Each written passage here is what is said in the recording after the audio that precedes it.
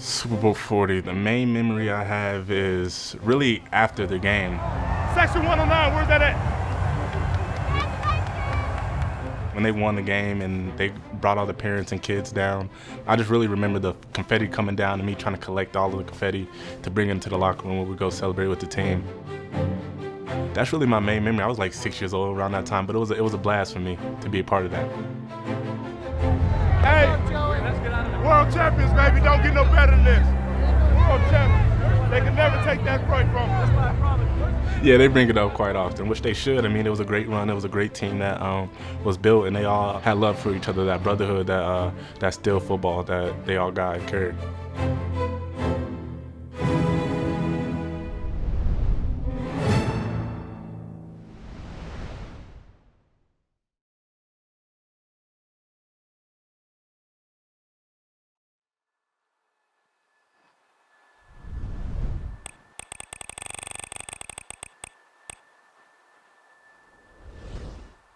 The south side of Pittsburgh hasn't been all sunshine and rainbows. The Steelers have lost 2 straight games. But for an NFL team, it's not uncharted territory. All you can do is take it on the chin and keep working.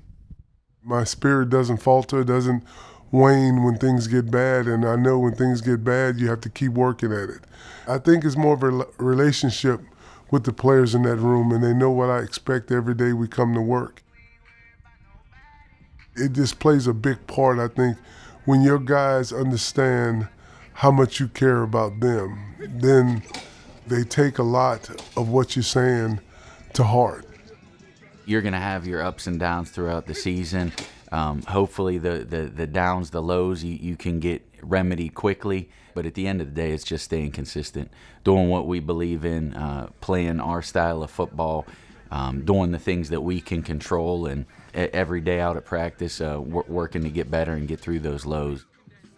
You can't always get a sack on every play. You can't always get a TFL on every run. So there's just other ways you can affect it. You can take up your blocker, which makes it easy for someone else to make a play. If I'm not getting home, maybe I can bat a pass down and get my hands up in the passing game. So there's just other ways that we have to realize we can affect the game.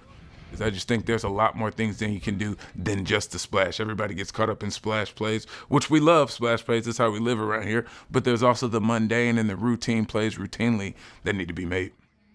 If Pittsburgh wants to get back to making winning a routine, it won't get any easier with the Colts coming to town. Matt, I want to continue talking some stats, talking these Indianapolis Colts with you. 7-1, 4 straight wins, best record in the NFL, best running back in the NFL this season. Yeah.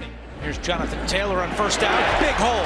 JT in the open field. Down the sideline. Staying in bounds. We're watching the best running back in the NFL go to work. A tight end that is having a historic rookie season and a ton of weapons at the wide receiver position. It's not just they're lighting people up on offense. They have a very opportunistic defense. +8 in turnover differential, second best in the National Football League. They cause them and they don't turn them over. They only have 4 giveaways, better than everybody but the Packers and the Eagles. Man, it's a tough spot. But if you can respond and you can perform against this offense, you can carry that forward for the back half of the season. That's the thing. I mean, yeah, this looks bleak, and I expect Colts to put up a ton of points, but it's also an opportunity. Maybe you step up and you slay the dragon. It's a tough task, but what might be equally as difficult is starting a game on just a few days prep. Just ask Kyle Duggar. The Steelers have acquired a safety, Kyle Duggar from the New England Patriots. Yeah, so I was actually in Michael's shopping for a Halloween costume for my son. And so we were just, kind of going about that business, and then we got the call that we were kind of live on the trade. And so the rest of the night was just phone calls, getting coordinated with Lil Man, asking me about his robot costume, and then we got packed up. After that, it was just full speed ahead, just working, getting the playbook, meeting guys, seeing how they do things as far as the meetings and things like that. But it was just work, meet time, film, the whole time up until game time. Luckily for Duggar, he would have a familiar face to lend a hand. Pep, yeah, he made a big difference. Every question I had, before I could even ask it, he was kind of already getting on me about where to be, what to expect, calls, and he was relating them back to, the same system that I just came from, which was big. And so he was huge in just telling me how to look at it, coming from where I was coming from. The Steelers will have their hands full with the high-powered Colts offense.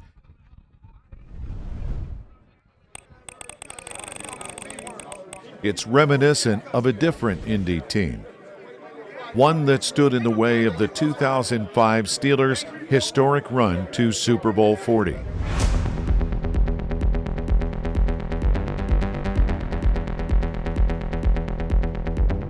The team that took that ride would be on hand.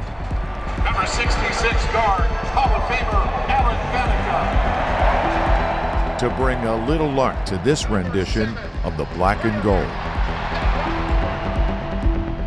But early on, the Colts would enact a certain degree of revenge. Back goes Jones, throws out to the left. Beautiful throw, complete to Pierce. Pierce, another beautiful throw over the top of the zone in that in-between area in a cover 2 look. And it's going to be a quarterback sneak, and Jones easily hammers it into the end zone, so the Colts have cashed in to take the early lead.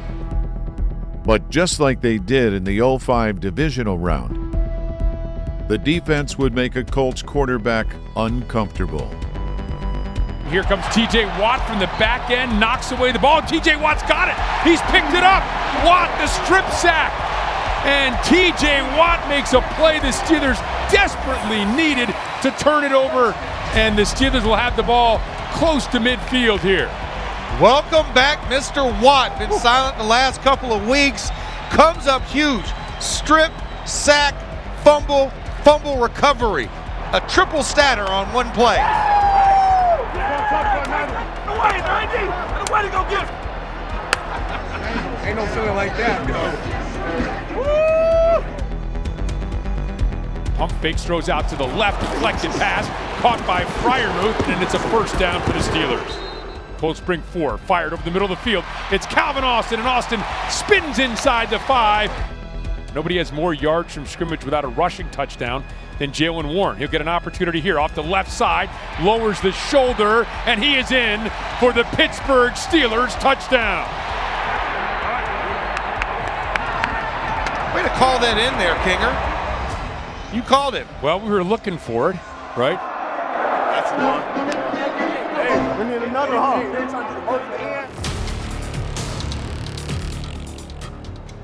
Back to pass, looking, throws underneath, it's intercepted. Picked off by Peyton Wilson, scooting up the right sideline and tripped up, brought down at the 15, and the turnovers coming in bunches for the Steelers. Just man on the back. Whenever you have TJ or Alex, Herb, they're always going to be chipping the running back or tight end. So when you're man on them, they're going to be chipping out. And as soon as he chipped, I just got my vision back to the quarterback. And once I did, Josh Downs was running a whip route, so just able to steal it. 3 turnovers in the first half of this game right here. Peyton Wilson doing a tremendous job of just spying and eyeing on Daniel Jones. I do. Chill. No, ain't no chill. Oh, I run 4-3. You ain't see Buddy coming? You ain't see Buddy? Touchdown, Pittsburgh Steelers. A strike from Rodgers to Freiermuth, and the Steelers have taken the lead. Wow. Seam route up the middle. Aaron Rodgers spots that they're right in the no man's land of the zone in the cover 2, and he just throws an absolute cold rope. Let's go! Mustache! It's the mustache!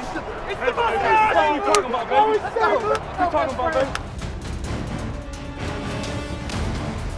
The quick scores were impressive, but even more so was the Steelers' swarming of Jonathan Taylor.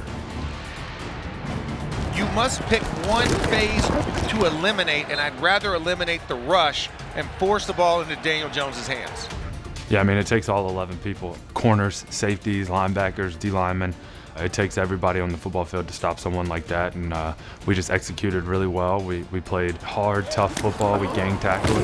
And he is hit in the backfield by T.J. Watt and Kyle Duggar. Our first real look at Duggar. We just kind of like, let's play ball. Like, it was no fear as far as making the perfect call, and so we knew we had to get lined up, play fast, and you know, do as best as we could for the defense, because that's what it's about at the end of the day. When we stop the run here in Pittsburgh, we're able to let the guys up front pin their ears back and just eat. Down he goes. Alex Highsmith comes up with a sack back inside the 30-yard line. And Alex Highsmith beating Bernard Ryman on that play for the sack. Taylor to the right of Jones. And this one's batted away, and it's picked off. Holy mackerel! Peyton Wilson knocked it away, and Sawyer on the other end of the field rushing in, caught it for another turnover for the Steelers. Second interception of Jones in the game, and a fourth turnover by the Steelers. Magical number 4, Super Bowl 40. Why not? Coming off a blitz off the edge, and it's something that we work all the time, just matching the hands of the quarterback. Tips and overthrows, we got to get throws, so shout out to Jack Sawyer. That's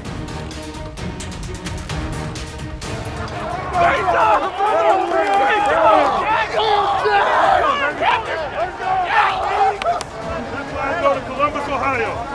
That's why I go to Columbus, Ohio. I almost tried to get it from you. I'm like, let me leave him alone. Sawyer couldn't go the distance, but there was no need. The offense would take it the rest of the way. And we'll throw it to Darnell Washington, makes the grab, and a first down for the Steelers. Throw out to Calvin Austin. Calvin turns the corner, up the left sideline. Steelers are cooking right now. Throws to the left, and it's Darnell Washington on the slant, makes the grab. And extends for another 2 yards from where he got tackled because he's just that tall. Gets a snap, the pitch to Warren to the left. Warren has some room, and Warren races into the end zone for the Pittsburgh Steelers touchdown. Ooh, it's a snowball effect. I know there's none in the forecast, but right now, 24 unanswered points by the Steelers so far in this ball game. I'm trying to catch up to you, dog. Jones back to pass, and Keanu Benton with a sack.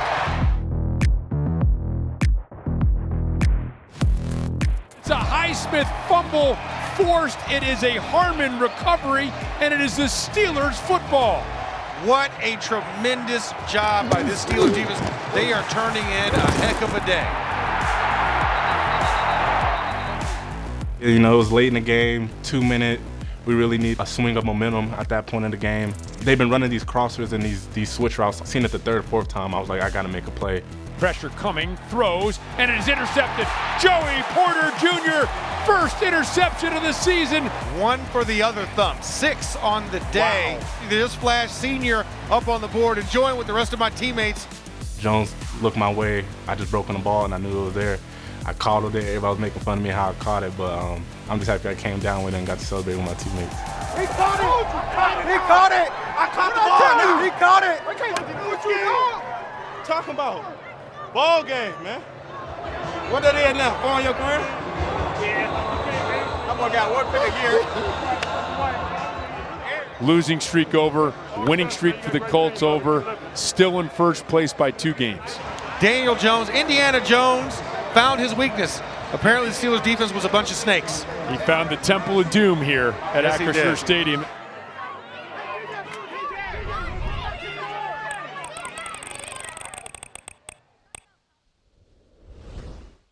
As the leaves fall, the season rolls along. The taming of the Colts was last week's success. It's on to the next challenge. Some 2,400 miles away are the Los Angeles Chargers, winners of 2 straight and fighting for an AFC West crown. For the Steelers, outside of the trip to Dublin, this will be their longest travel of the season. West Coast travel can be difficult on the body. That's why it's important that they are fueled properly. That's where the team's dietitian, Kayla Martin, comes into play. Yeah, the role of a sports dietitian in the NFL is really multifaceted.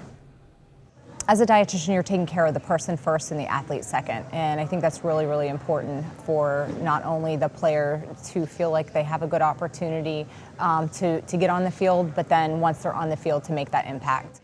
A lot of the guys feel comfortable eating their food here and then taking this as kind of their to-go calories, those carbohydrates. I encourage them to continue to fuel leading up to game time. And so this is a quick way that they get, again, their hydration, their carbohydrates on the go.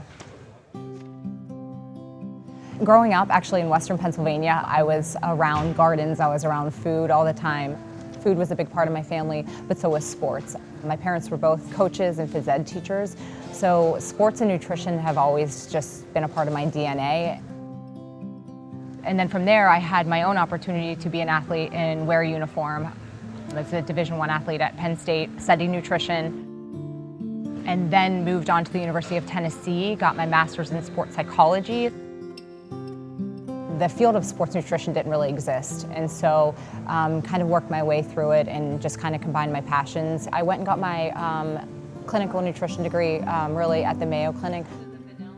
And so I knew I wasn't really hospital fit, so I had this opportunity and started my career in outpatient clinical, really worked with cooking kitchens, worked with a health food store, and started my own private practice. So I really blended kind of the hats that a dietitian wears. In 2010, I had the opportunity to work at the University of Notre Dame, and so I spent about 5.5 years there. I got a call from the University of Louisville to start their program, so where I had a very different role where I got to build their dining facilities and their training tables and work with those sports. And then got another call from Penn State, which is my alma mater, in 2017. It's been another 4 years there. I actually taught an academic course as well as oversaw all of their 32 Division I teams. It's not a one-size-fits-all. So when I'm looking at an athlete, I'm really probably going to start with like that position group, right? So we can use that as a good example.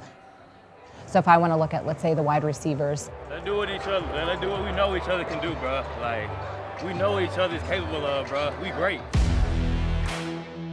You might have a 5'10" wide receiver. You might have a 6'4" wide receiver. Touchdown to Kalen Metcalf. So you have different height, you have different weights, and you have different genetics. You have different eating habits to start with, and you have different food preferences. And so within that, there's different metabolic demands. And so you really have to tailor it to, who the individual is, where they're starting from, and then, what steps they're willing to take and what their goal is, because everyone also has a different goal. Just like the position coach might have a different goal for the athletes in his room, my goal with that athlete might be different, but my goal relates to what that coach's goal is and what that athlete's goal is, because it always goes back to how do we optimize kind of that performance.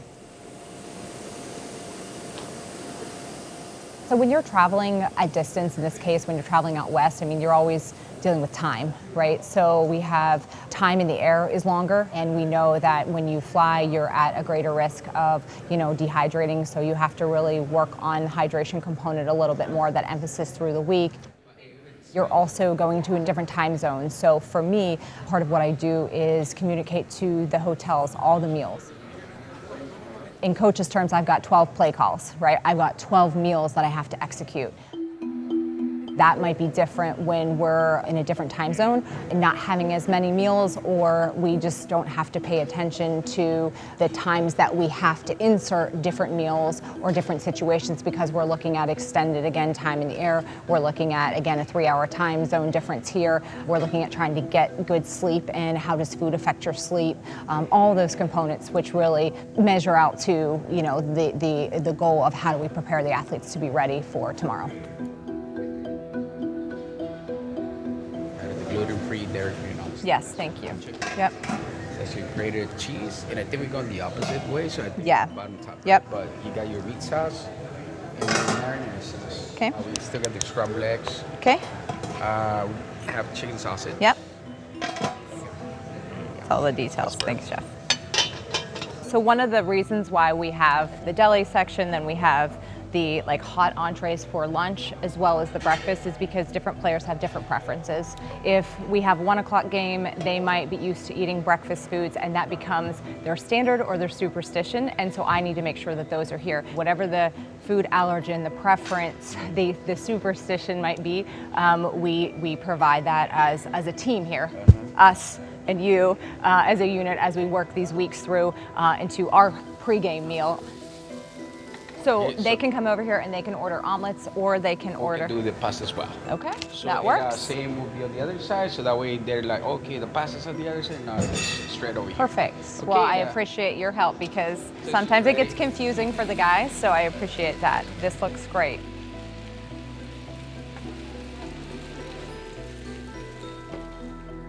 With the guys, a lot of them will take this product to go because they get as many calories as they can in here, and then having that portable option is really important. That's why when we communicate, I'm very specific on like the size of the cups we need, type of straws, those little nuances that really make a big difference on our end.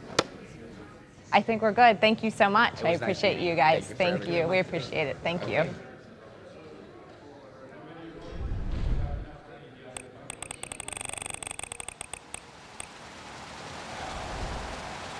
Good afternoon, Steelers Nation. It's The Drive on the Steelers Audio Network. Wes Schuler and Matt Williamson with you here on a Monday, as unfortunately we must commiserate.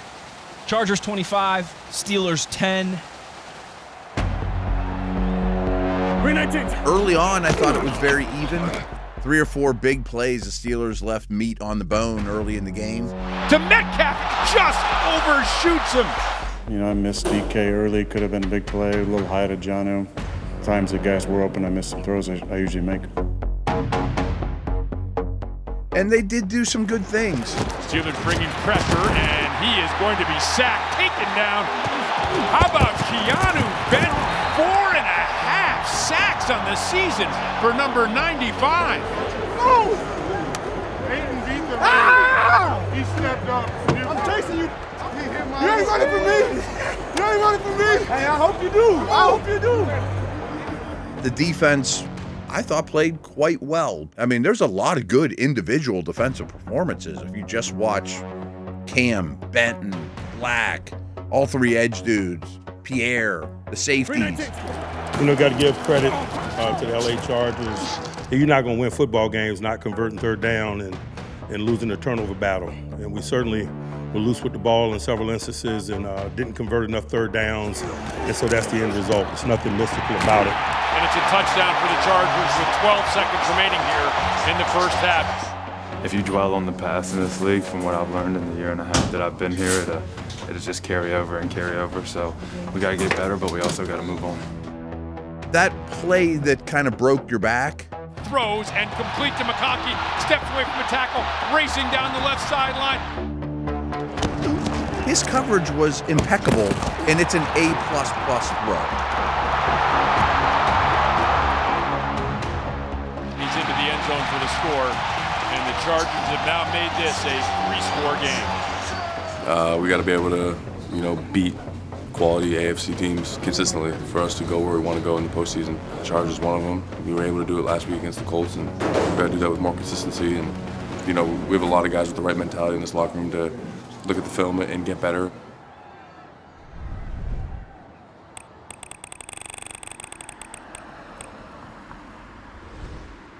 Sunday night was far from the Steelers' best outing, but they know it.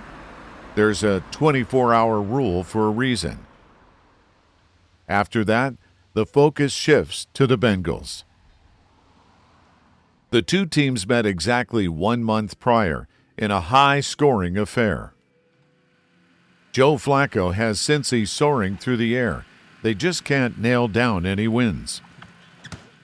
But Pittsburgh has their own troubles to deal with, starting with finding a spark on offense. When things are negative in a game, obviously you're not out the game, so you have to regroup quickly, have a short memory, and then get to the next play to produce. And so I try to model that with my behaviors and how I act around them and how I am day to day. The running back room could give the Steelers the jump they are looking for. Between Jaylen Warren, Kenneth Gainwell, and Caleb Johnson, The group has amassed over 1,000 yards and 6 touchdowns.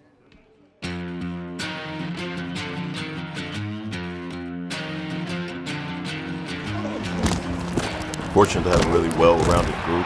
Plunges forward and into the end zone for a Pittsburgh Steelers touchdown. They all bring something different to the table. You know, Jalen is going to be your hard runner up inside in between the tackles. Really an all-around, can play on first, second, or third down type of back. Makes a man miss, still stays on his feet, cutting back to the outside, crosses the 30, the 25, angles to the middle of the field. Amazing effort by Warren at the end. They ain't stopping today, they're not going to stop you right now. You're going to ride that pony, take care of the ball.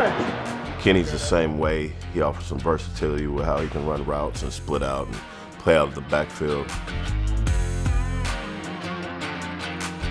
KJ is very good wide zone runner, which fits his scheme well. Tough physical runner. Our running back room is very special, and man, we just attacking every opportunity that we get, and yeah, we having fun with it. We eating. This will be Pittsburgh's 3rd AFC North game this season. And Faulkner knows what comes with the territory. To play in this division, you got to be able to take care of the ball with the quality of ball searchers there are in the league, period, but particularly in our division. You got to be able to take care of the ball. You got to be able to pass protect. You got to be able to catch the ball out of the backfield. If the Steelers want to get back on track, then their running backs being at their best would go a long way.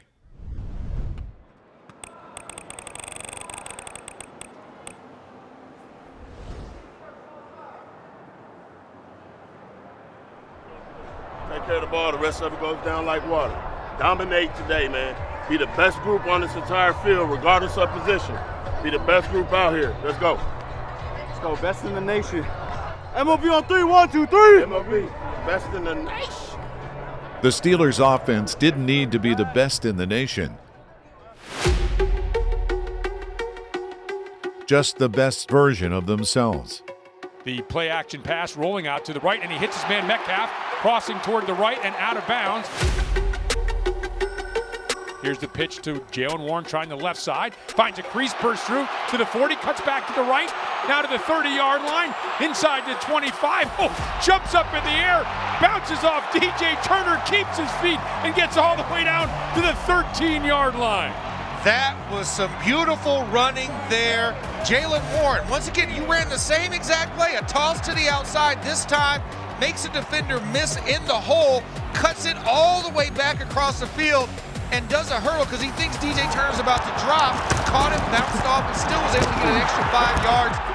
It was very important to go down there and score and just fire up the stadium, fire up our running back room, fire up the whole offense, and just continue to stack points on the board. Here's a pass out to the left flat for Gainwell and scampers into the end zone. And Kenneth Gainwell has given the Steelers an early lead on this opening drive with a touchdown. It feels so good, doesn't it? An opening drive touchdown. We haven't said that for a number of weeks, and the Steelers made quick work of dispatching the Cincinnati defense. That was us. The Bengals would retort in familiar fashion. Going to throw it up the right sideline, has a man open, that is Higgins. Now T. Higgins, another touchdown, and he has 6 now in 10 games in his career against the Steelers. But it wouldn't be a trend. After giving up a combined 257 yards to Higgins and Jamar Chase a month ago, this game wouldn't be deja vu. It's difficult. It's definitely a skill that you got to learn over the years. But, you know, I've been playing DB for a while to where you can't really let that affect you. And you really just got to have that one chip, one focus mentality, chop wood, carry water, what we used to say at Penn State. So that's how I go about my business. The Steelers' secondary would hold the 2 receivers to under 100 yards total. Going to loft deep, intended for Chase. Batted away. Beautiful play by James Pierre. Just seeing how they was attacking us and like what we was like being easy on, and it was like, no, we can't give them that this time around. Man, what a job this defense did against Higgins and Chase.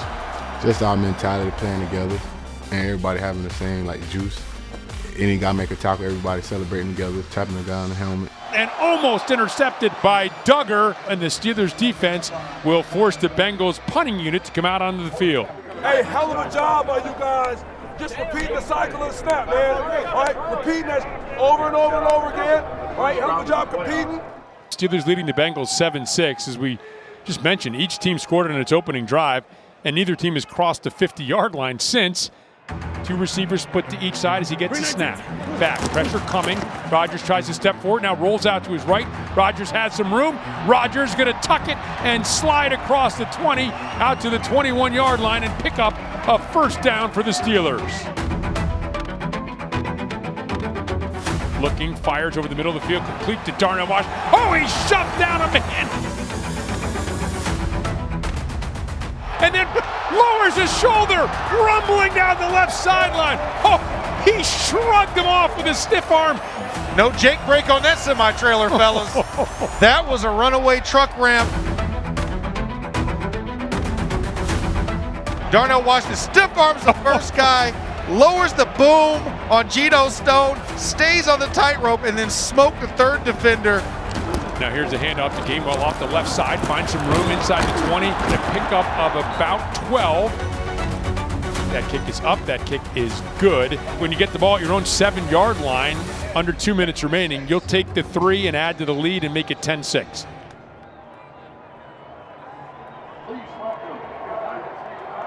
All right, guys. Well, Mason Rudolph is down here on the sideline warming up. Aaron Rodgers has not come out of the locker room yet from halftime.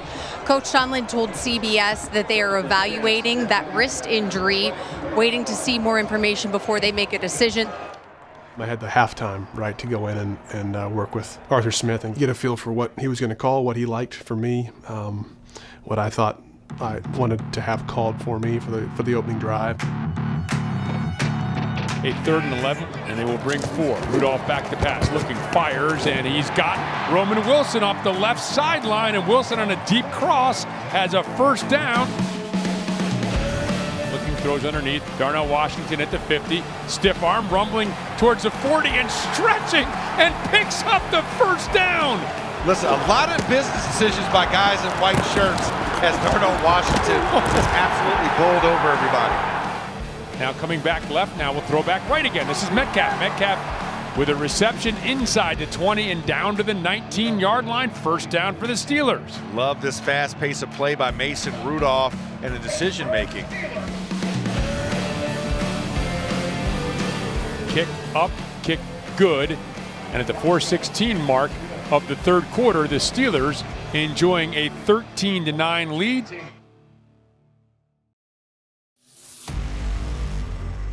Whatever glimmer of hope Cincinnati had left was snatched by recently acquired safety Kyle Duggar. Steelers bringing 5. Flack over the middle of the field. It's picked off. It's Duggar. Duggar to the 40-yard line. Racing across the 50 to the 40. Looking for a block from Herbig. Gets it streaking down the left sideline. Makes Chase miss and waltzes into the end zone. And this defense gets a takeaway, but not only that, you put the exclamation point on that by returning it for a touchdown. My guy in coverage, he was in backfield for protection. And I kind of had an idea that he was staying in. I was basically free on the play. And at that point, I was just able to read the quarterback.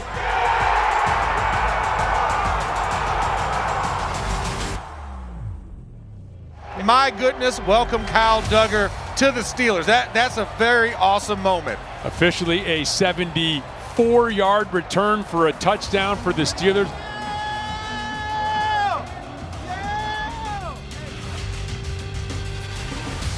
Gets a snap, back to pass, looking, throws out in the right flat. It is complete. Gainwell heads straight up the field, and Gainwell stumbles forward, gets to the 36, and picks up a Steelers first down. Proud of the way that, number one, that O-line protected, gave me some time. We made plays and a couple long drives to keep our defense on the sideline. Now a screen set out to the right. This is Gainwell, picks up some blocks, streaking down the right sideline. Man, Mason put in a good drive, and me just being a playmaker, going out there doing what I'm doing. I blinked out for a second because I was I was just so hyped, and a couple opportunities came my way, and I just stayed up. Hey, bro, finish the run. Bro, you got to finish that 14. Back to pass, looking left to Gainwell on the left flat. Gainwell shrugs off a tackle and gets into the end zone for a Pittsburgh Steelers touchdown. It's sort of a pure progression when your first read's in the flat. The way he'd been making people miss all day, it was a no-brainer to give it to him and let him do the rest.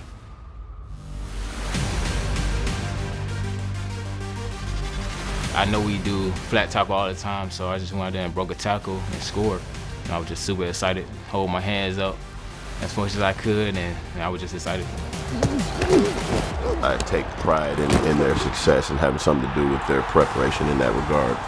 We just got to take a week at a time, a day at a time, a meeting at a time, and just try to stack these perfect bricks as well as we can so that when we get in these situations down the line in games, they produce the way that you would expect them to produce. Man, I appreciate you, man. Ain't no doubt. The Steelers enjoying a 27-12 lead over the Bengals. Throws out to the right flat. It is complete to Noah Fant, and Fant 2 hands around the ball, but still lost it. It's picked up by Pierre. Pierre racing down the left sideline, somersaults into the end zone. Our thing is to run to the ball, so I ran to the ball. I seen my guys, both Vice in the tackle, Brandon Eccles, great play. I seen the ball right in front of my face. I picked up, scooped. I was like, what I was gonna do when I was gonna score. I wasn't even thinking. I just flipped over. Everybody else went going crazier. 2 takeaways, 2 touchdowns. Steelers defense is doing a great job. Stiller right here, man. Through in, through out, Stiller. Every win's big, but I felt like, Mike T challenged us with not only do we need to bounce back, after our last performance, but a little get back extra motivation against the division opponent that we had lost to, on primetime football in Cincinnati. So it was big for us.